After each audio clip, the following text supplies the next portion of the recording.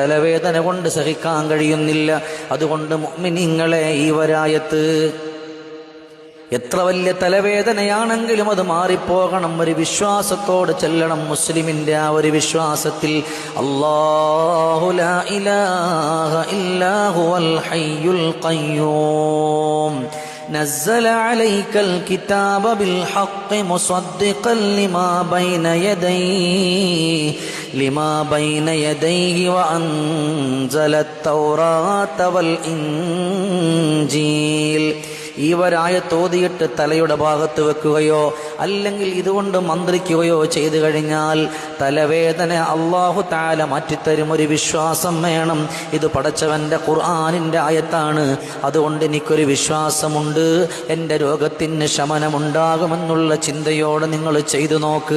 അല്ലാഹു നിങ്ങളുടെ സങ്കടങ്ങളെ പടച്ച തമ്പുരാൻ മാറ്റിത്തരുമല്ലോ.